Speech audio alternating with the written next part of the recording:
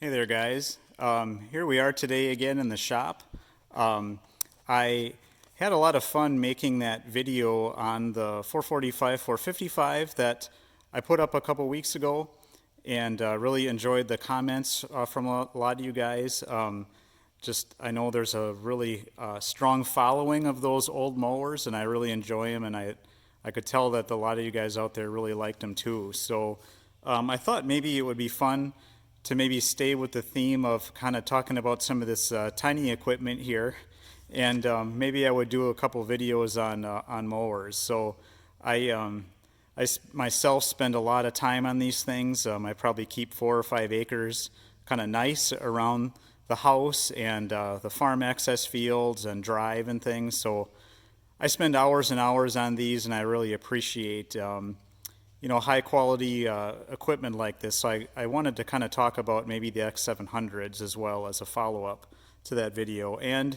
it's kind of the first week in May here, and I really need to do some mowing today.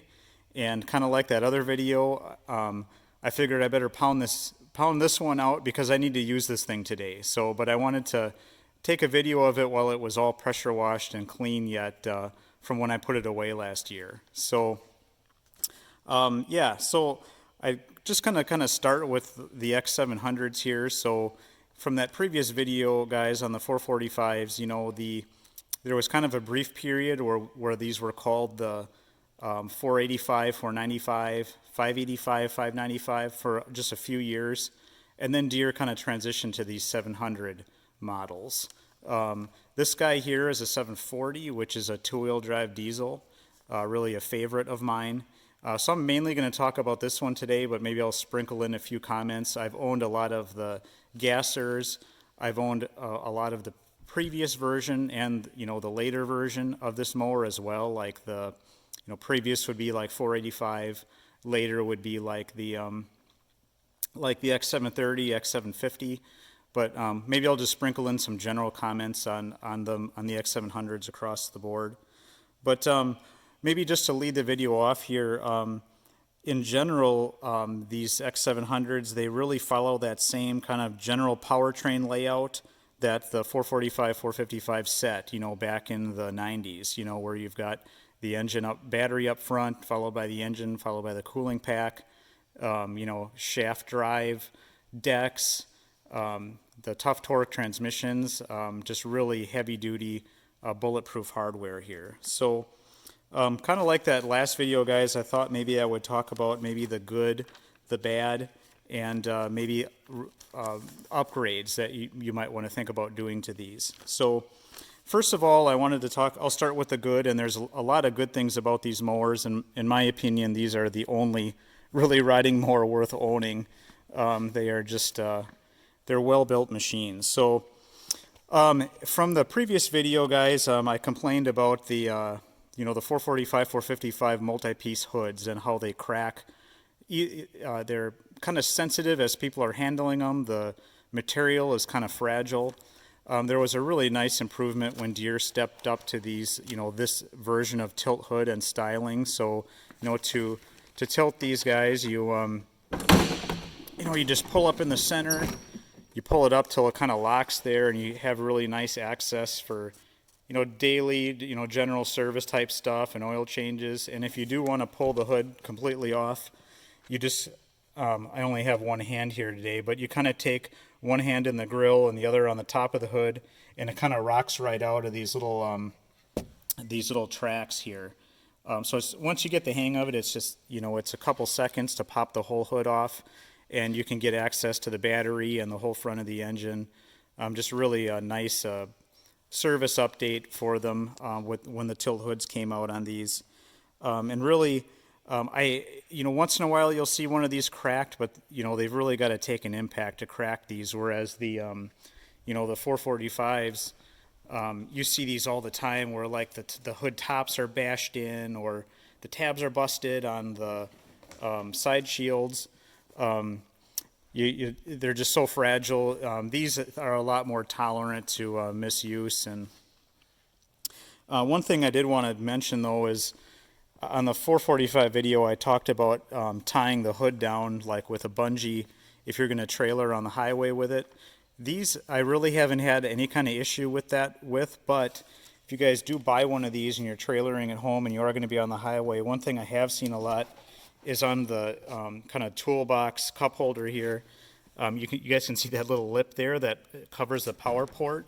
Wind gets up under this thing and rips it up and tears this thing off, and it goes flying off on the highway. So when you get back, your lid is gone. So make sure you at least tie that thing down.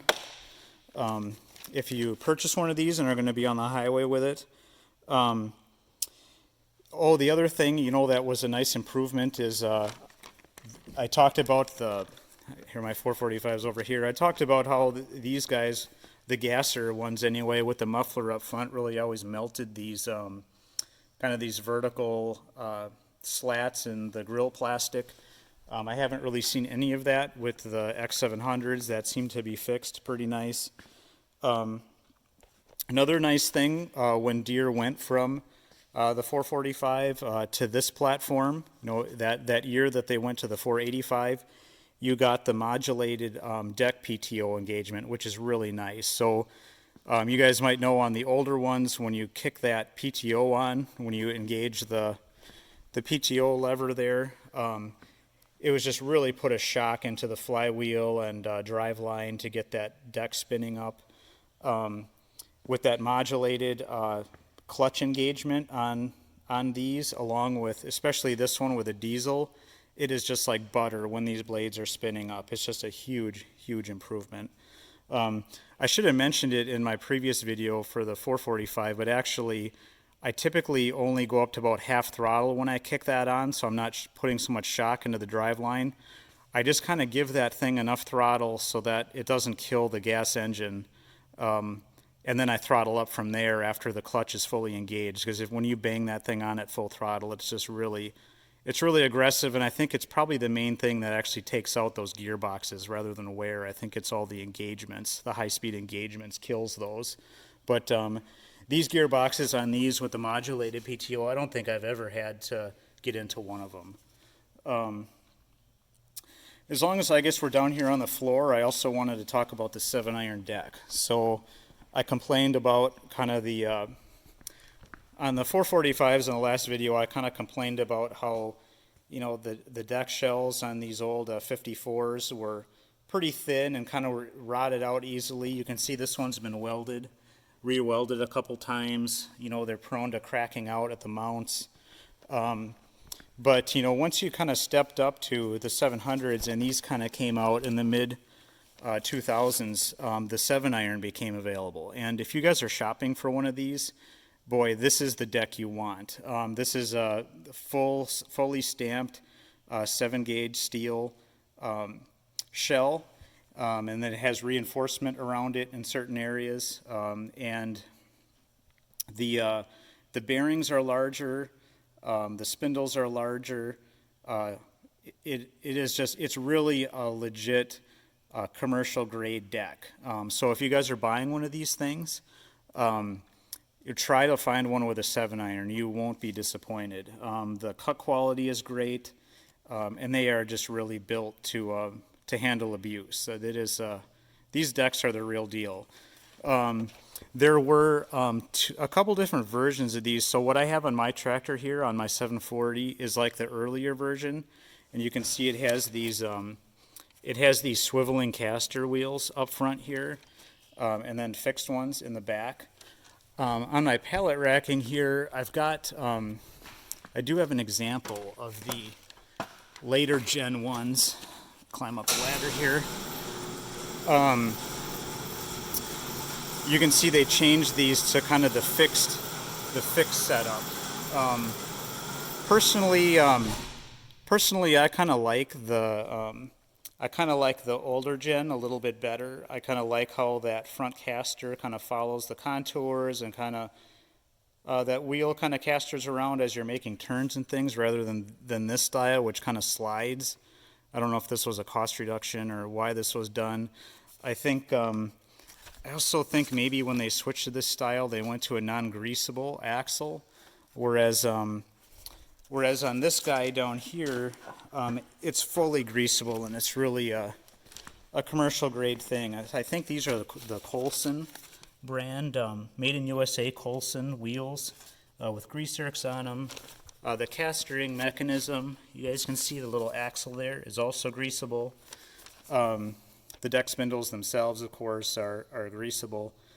Really a high quality deck. So I would say though, you know, if you guys, I should mention this, the 7-iron only comes in the 60-inch. If this is too wide for your lawn, you know, there's the 54C and the 48C.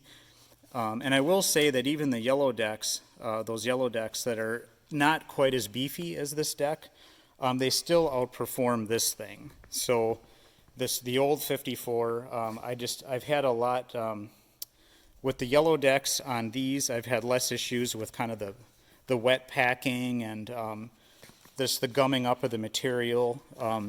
But of the 3 decks, you know, the flat top 7-iron, I think outperforms all of them. But, you know, if you do need narrower for your application, you know, ditching or a smaller yard, they're still fine decks. They're okay. There's still a huge improvement over those 400 series ones. Continuing with the things I like about this machine, guys, over the old ones, the wheelbase was stretched with these. So you can't really tell unless you've kind of got a 400 series and an X7 kind of side by side, but you know, the distance between your axles is longer on when they stepped up to the X7s. And that really, I think, improves the ride quality. And also, I noticed that I think the frame is a little flexier on these. So, you know, the front hitch area is still really beefy with kind of the really thick plates, but kind of as you transition back to the ladder back here, it is a little bit lighter gauge than the 445, 455. So whereas, you know, those 400s kind of bounced around in the yard like a tank, you can definitely kind of feel this frame maybe flexing a little bit more. And once you kind of hop on the 2 side by side, you'll really appreciate, if you've got a rough yard like I do, just a rough farm yard, that the 7s, you'll appreciate the ride quality. You'll be less beat up at the end of the day. All right, what else do I have on my list? Oh, the seats. So mine here just has kind of the plain seat that came with these, you know, back in the day. But, you know, as the years progressed, you could keep getting more and more deluxe seats with these, with thicker cushions, and like the ultimate versions had armrests. So, you know, if you guys like that kind of thing, there's a lot of different seat options. If you have back problems, you know, those fancier seats are probably definitely the way to go for you. Personally, I actually prefer this kind of more basic style seat without armrests, because my yard has some pretty extreme side hills, you know, where I'm pretty much really close or at the stability limit of the machine, and I'm off the side of the seat trying to kind of keep the machine upright. And I heavily utilize these grab handles that are on the fenders here. So I actually find that on those other models, and I have owned some of them that have the deluxe seats with the armrests and the thick cushions, I felt like they kind of inhibited me or kind of blocked my reach down to the grab handles, which I am on all the time, it feels like, on my yard. So if you guys have a yard like that, that's something to consider when you're kind of looking at seat options for these. Maybe getting back to like the engine here on the X7s, I just maybe wanted to talk about the diesel a little bit. I really love this Yanmar diesel that came with these tractors. So they're torquey. When you kick the PTO on, there's like zero or very little engine pull down. And, you know, when you're kind of roaming around the yard and mowing, it is just, it's a walk in the park for this mower. You're barely at, you're not overworking it at all. It's very a good fit for the application. I don't feel like I'm pushing it from a durability perspective. And some of the guys that I work with, you know, also own a lot of these X7 diesels. And I know one guy, he's got close to 8,000 hours on his and has never been into the engine, just oil and filter changes. and the valve adjustment here and there, and has never actually been into the engine, which I think is just phenomenal. So with the diesels too, I also noticed that I get much better fuel economy with the diesel than I do with the gasser. So like on my 445, I would say I'm burning maybe about 3/4 to 1 1/4 gallons an hour, whereas with the diesel, I'd say I'm more like around 1/2 to 3/4 a gallon an hour doing the same work. And you know, these 740s, at least, I don't know about all the models, but I think this has a 6.5 gallon fuel tank on it. So, you know, even when I'm mowing, you know, 6, 7, 8 hours and like a full day of just mowing around the farm, I'm still only ever down to maybe like a half tank on the fuel gauge. So like I have no hesitation in saying that like a commercial user of these, you know, you could easily get 8, 10, maybe 12 hours of runtime out of one of these with the diesel. So yeah, good luck, you battery electric wiener little mowers meeting that kind of runtime. This diesel is just the runtime king. So I just really love this power plant. All right, something else to maybe mention is the cutting height change. So you guys, maybe I'll just show you on the 400s. It was just kind of a dial that you could kind of turn up and down. It didn't really have, it kind of told you low to high, kind of approximately where you were at on the dial. And that style was nice from its like infinite adjustability perspective, whereas this style is kind of more like a detented, you know, fixed positions that kind of line up with the notches there.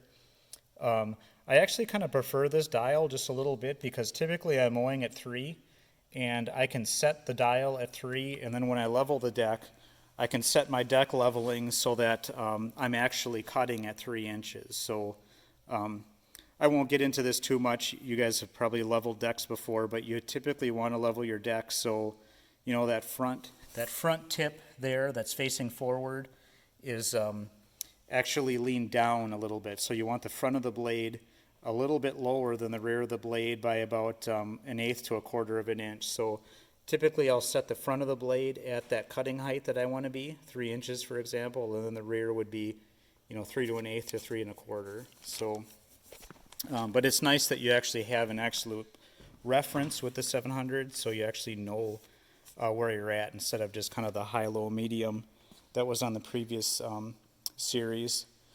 I forgot one thing about the diesel here, guys, that I wanted to mention too, is that at some point in the X7 kind of 740 series, you know, the version that's not current anymore, you know, the 730, 750 are the current, but somewhere along the line here, the diesel got downsized a little bit. So if you see the displacement on this one at 1.1 liters, this was the big one. I don't know when exactly, if it was 09 or 10. This is an 08 model. But somewhere down the road, they downsized to the one that's in the current like X750. I think it's like a 0.99 or 0.96 liter or something like that. But if you guys are shopping for these and you just want an engine that is just barely being worked and just has lots of torque and reserve, I really like the big diesel that are in the older ones. So keep that in mind if you guys are shopping. Make you aware that there was a version change. I'm assuming that change was for emissions reasons. I don't know. Also on the diesel, guys, I wanted to mention that you really get this nice, I think this is made by Donaldson, not positive, but you know, it's a real kind of industrial air cleaner setup like what you'd find on a forklift, where you have like the secondary inner and the primary outer filter with really nice sealing mechanisms on it. The gasser kind of has a typical kind of like round air filter, which was also an improvement. That was sort of a weak point of the 445s. Was kind of how that air filter sealed, and you know, I've had a few where like mice got up in it, and with the wing nuts on top, it just really wasn't, I guess, as robust an air filter, and you know, I think some engines have been dusted because of that. kind of more industrial, forklift and, industrial engine style air cleaner setup was really a nice improvement when these guys came out. So, oh, I should mention also, I complained about the battery a bunch on the 445, 425, 445, kind of how it uses those crappy little U1 batteries. But the diesels, use a real car battery. So that is also a consideration if you guys are starting in the cold, or you want a battery that you're not replacing every year or two. With the diesel, you get the big battery. So that's kind of a nice upgrade. My last thing on these, on my goods here, guys, was I don't have a gas example here to show you today, but we talked a lot on the 445 video about kind of some of the issues with that Kawasaki 620D, the cam gear and things like that.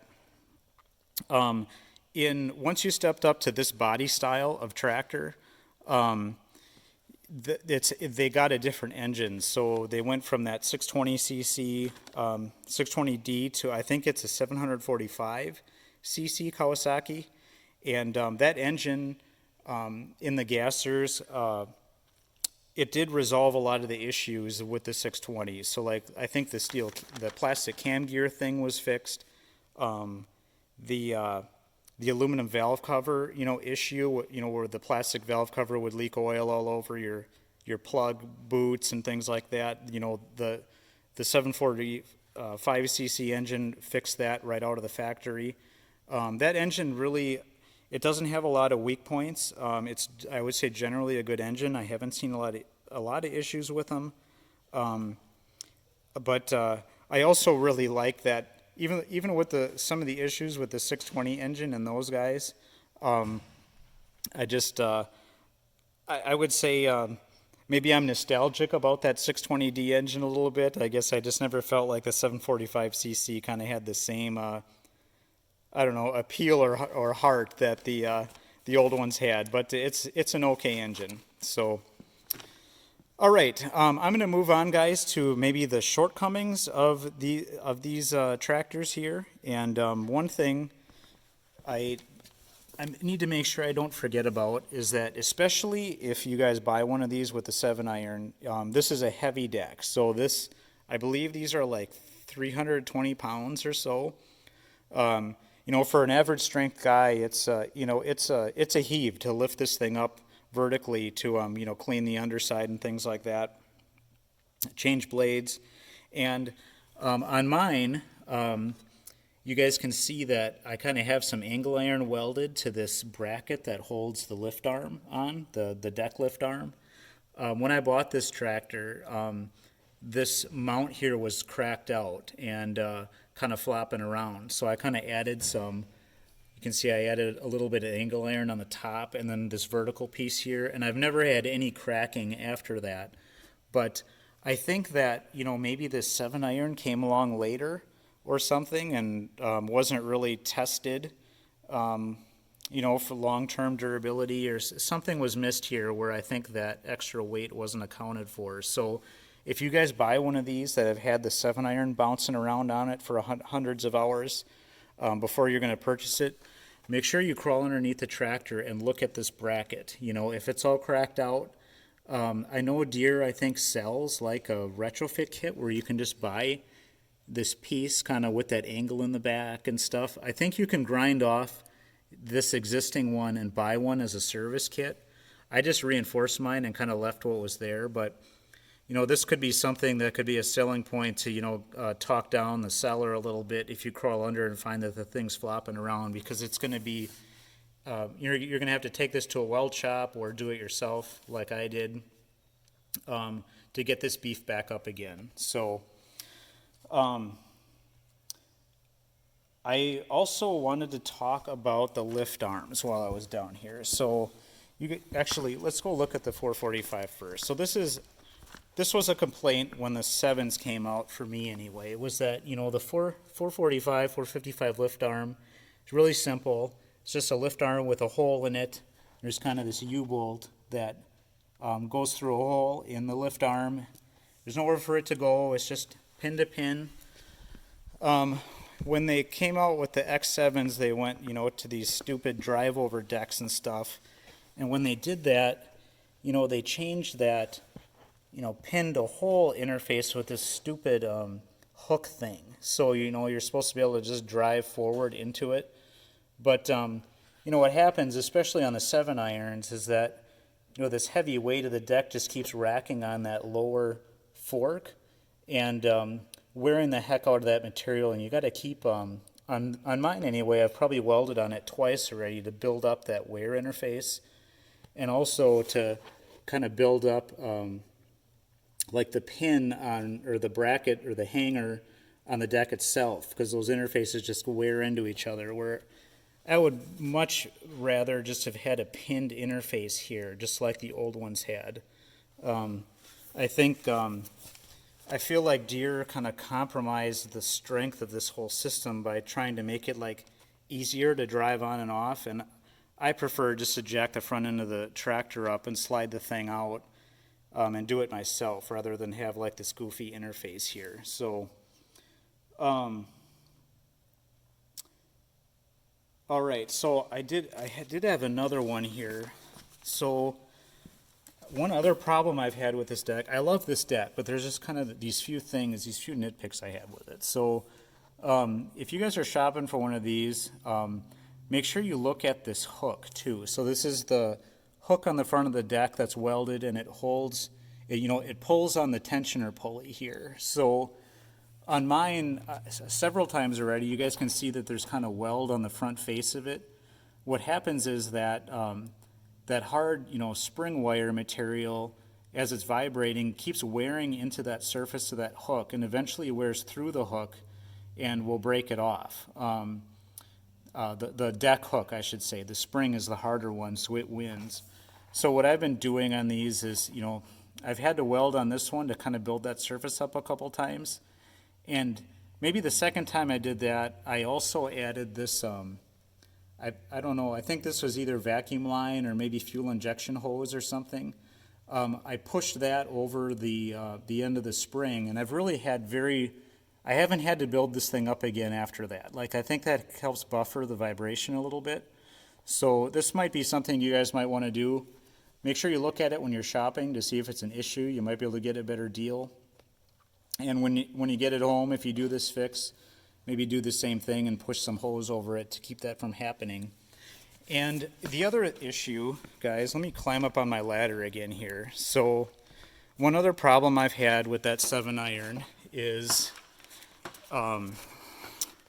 so kind of this is a different view of, this is the newer model like I was talking about before, but it has this same tensioning mechanism on the tensioning pulley, and it has this kind of like just notched tensioner bracket here, and the same thing happens back here. That vibration kind of keeps wearing into that thin little sheet metal tab there, and eventually it breaks off, and you'll be sitting there with your engine running and your PTO is on, and you'll have your blades won't be spinning, and you'll be like, what the heck just happened? So that happened to me.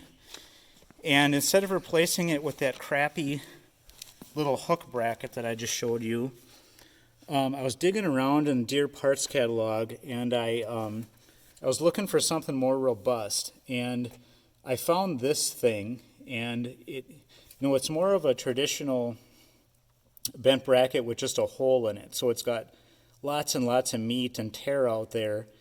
And, I've probably got, I don't know, I would say at least 200 or 300 hours on this setup with this different bracket. And you can see there's like little or no movement on it. That hole is about the size that it was when I put this on. So I'm not positive, guys, but I think I got this, I found this bracket maybe on the 60 HC decks. So, those HCs are those are the yellow decks that came on the series after the 720, 740. So I think if you look at like 730, 760 parts catalog at the decks, those HC decks, the 54 and the 60 HC, I'm pretty sure I found that on the 60 HC. So that might be something to to look at, guys, if you run into that same problem.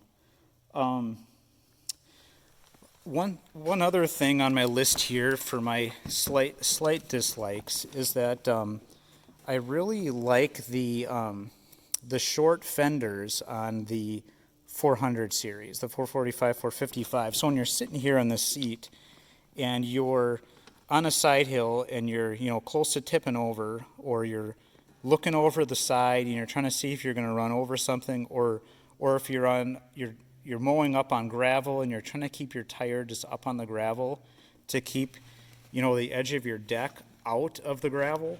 I spend a lot of time mowing next to gravel, and I'm always watching my tire placement to make sure that I'm not picking up gravel.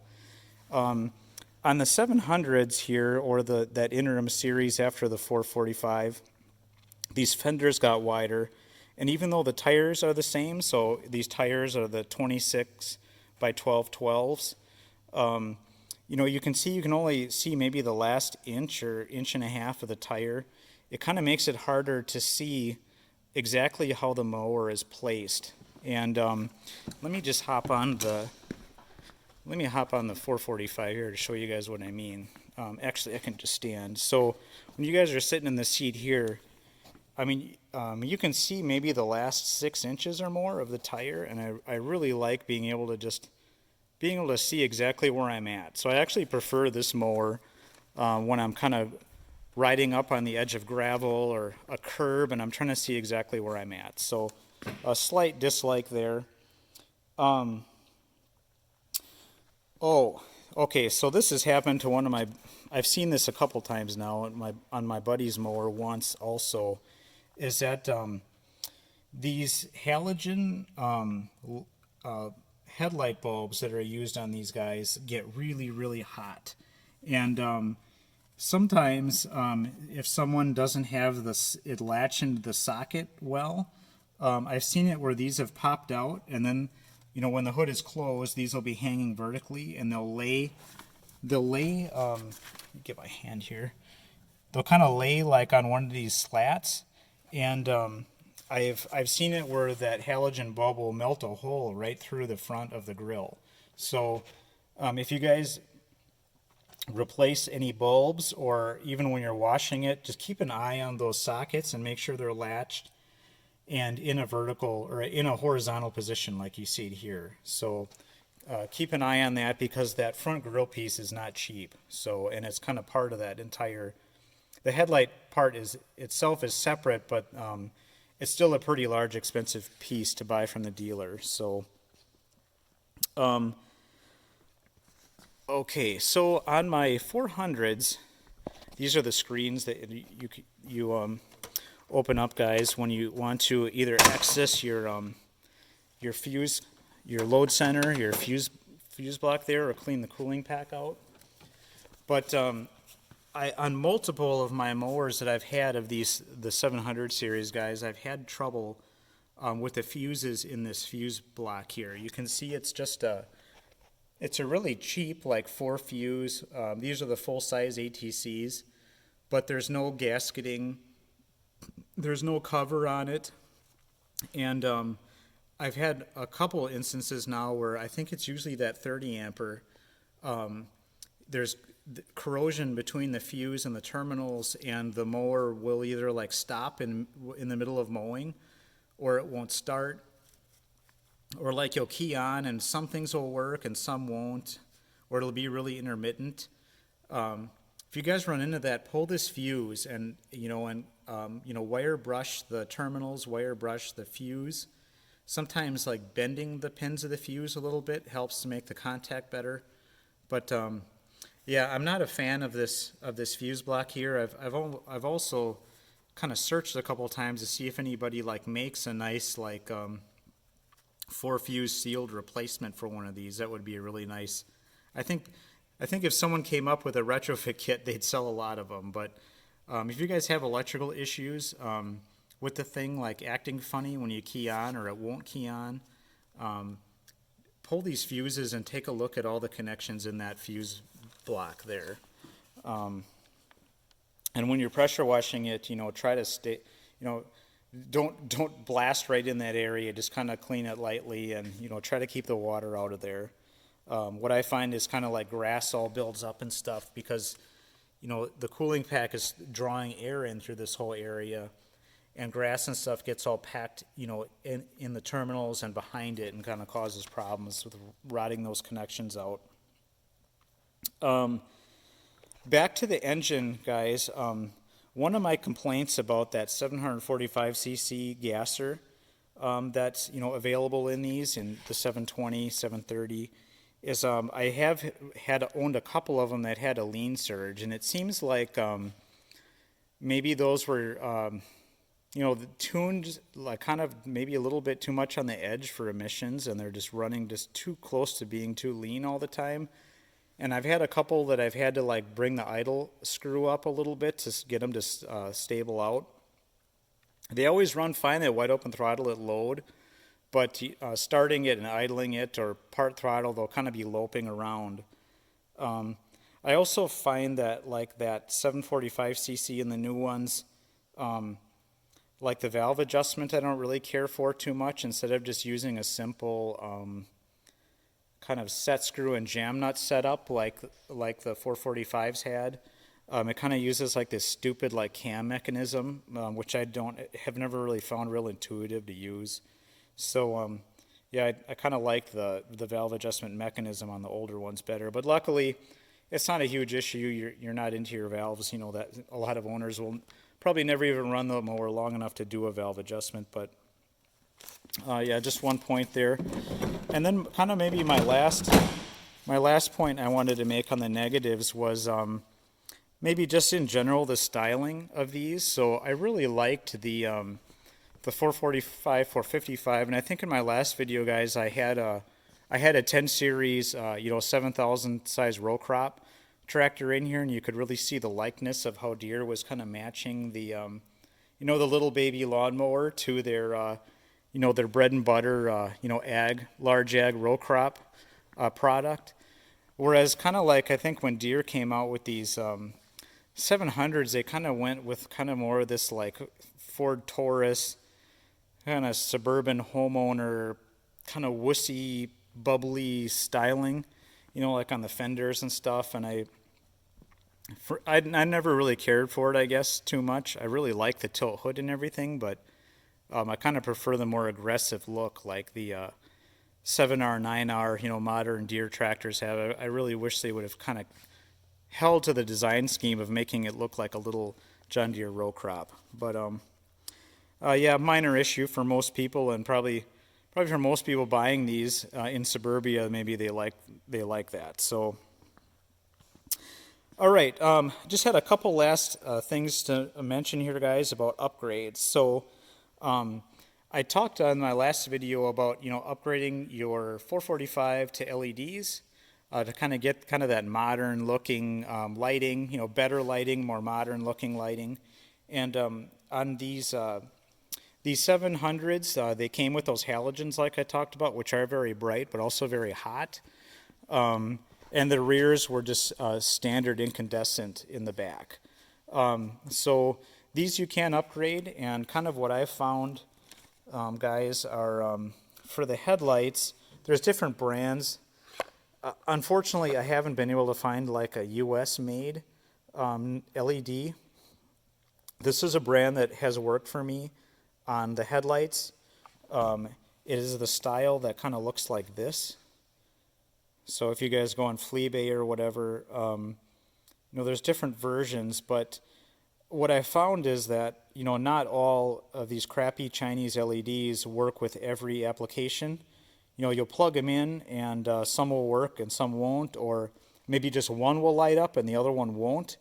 And then you go back and you put your halogens or your incandescents back in and both work like they should. So, I think maybe there's something where, on the X7s, there's a circuit that's monitoring what the resistance is supposed to be in that circuit to work correctly, because it's set up for an incandescent or whatever. But yeah, for the headlights, these have worked. For the tail, this is the style that's worked for me. It's kind of like you can just see the connector there, and it's a really short, flat style here. I don't know what brand this one was. It's another shitty Chinese one, but it does work. So if you guys are on Fleabay, kind of this profile does work. So yeah, maybe keep your eye open for like this kind of general look of LED, and I think you'll have okay luck with it. I have tried the kind, I don't have an example here, but there is a version of these guys where there's more, the LED is more of like a long barrel, and there's little LED elements like all around the OD of the barrel. That kind I did have trouble with, and only one of them lit up. But with these, both did light up. So, and the 700s here, you know, the bulbs themselves don't have to be colored. The lens coloring, you know, does your, you know, clear white for reverse and red for like your running light. So your LED can just be a plain white. Some of you might want to use your lawnmower for moving things around the yard, like a dump cart, or like maybe moving like a boat trailer around or utility trailer around. I don't really use this mower for much of that anymore. I usually use a skid steer or a tractor for moving stuff, or a side-by-side. But back when I didn't have some of those things, I did use this more often for that. And I think what I believe this is a heavy hitch brand, and this is a 2-inch square receiver that bolts on to the top of the hitch plate here, and then you can put just a regular like 2-inch ball mount, like you'd have on your car, like a Class 3 receiver on a car. So what I like to use, or what I used to use this for, I don't remember what brand this is. But this is like I think it's called like an ATV hitch. This one must have been for this must have been for my 445 because it's interfering. But I just had this as an example, guys. I kind of used to use this a lot where I would use the tongue there for like my pinned attachments, like a dump cart or a sprayer. And then I'd use the hook for like pulling stuff out that's stuck. And then, you know, the ball for like a utility trailer or a boat or whatever to move around. So, you know, these, you know, the nice thing about using a garden tractor for moving stuff around is that it's a very short platform, and you can turn really sharp and really modulate trailers where you need to put them because of the hydrostatic control and the sharp turning radius. So they are pretty handy for moving things around. So that might be something you might want to put on your tractor if that's something that you need to do. In my last video, guys, I talked a lot about the Carlisle HD Field Tracks, HDAP, the heavy-duty all-purpose tire. You know, it's more of like an ATV tire. All of my tractors, I've always put these on, and I just love this this tread pattern for its traction, you know, wet traction, dry traction, side stability, just a great tire. So I talk about that more in the other video about kind of the mounting challenges with them, but this is something that I think is worth doing. One problem I did run into, I think the 740, the 7-iron was available already, but I almost forgot about this, guys. If you buy one of the older models, so I mentioned that before the 720, 740, there was that interim series called the 485, 495, and then the four-wheel drive versions. You can hang a 7-iron. One of these modern, you know, X740 7-irons will fit under those machines, but when I mounted it, I had to turn the wheels around, I believe. So you guys can see that this one. And maybe I guess maybe I had to do the same thing on this one too. So it's a good thing I mentioned this. So you guys can see how close the tire gets. And these HDAPs are a little taller, I think, than the stock also. But if you guys mount a 7-iron, you might find that you've got to turn your wheel around. So you see my valve stem actually is on the inside on this tractor. That is one downside of these decks. And I don't know if this improved or not with the later series, which went to the different castering or got away from the cast ring fronts. I'm not sure if it exists on both or if it was just this older deck, but if you guys run into that problem, just keep in mind that you can turn your wheels around to kind of change your offset a little bit to improve that. And that, unfortunately, though, that also kind of hurts that issue that I was talking about before with being able to see your placement, though, over the side. That doesn't help things. So, lastly on, I guess, my notes here, guys, was I typically take I was complaining earlier about the stupid drive-over deck and the compromises on the hanger. I run my decks with that drive-over thing off and with the belt shields off, because what I've had problems with over the years is this whole area just gets packed with like rocks and grass, and sometimes the grass will get so hot it'll be smoking under there when it's hot in the summer from the friction from the belt. And I was just afraid that one of these days, I would have a fire under here and would really be in trouble. And so what I do now is I run with everything off, and then after every mowing, I get in here with the compressed air and I blow all these chambers out, like all these Castle kind of features here in the deck spindle support area, and just get all that crap out of there so that you don't have a fire. Or the other thing that happens is they get packed full of stuff and then they get wet, like from when you wash it or if it gets rained on, and then it just sits in there just all wet and it rots out the aluminum. Your aluminum corrodes and on your aluminum spindle housing. So like this, you guys can see this material is your 7-gauge stamped steel, but then this cast feature here, this is like part of that aluminum spindle assembly. So that will rot out and really look like heck after a while. So that is one note. But overall, guys, I think that's about all I wanted to talk about in this video. Just in closing, these are just awesome machines. A lot of pros and very little cons with them. If you keep your fluids and your filters changed, your engine oil filter, trans oil filter, your gearbox oil, keep the machine greased, keep your cooling package clean, do an occasional valve adjustment. You'll get thousands and thousands of hours out of these. So I know at my dealer, when I talk to some of the guys there, they've got a lot of commercial guys who have 4, 5, 6, 7,000 hours on these machines, original engine. So just a great old machine. I did forget one thing, guys, before I close this video out. I mentioned it in the last video, but I wanted to make sure I brought it up one more time in case you guys didn't see my first video. So these, in the 445 videos, guys, you might remember on the 400s, you kind of have this, trash screen that you can kind of pull out from the top. On the 700s, they kind of move this to the side. You guys can see this screen kind of comes out the side like this. Here's what the screen looks like. And that's kind of a pre-cleaner to kind of keep all the crap out of your, this is your hydraulic cooler, and then your rad is right behind it.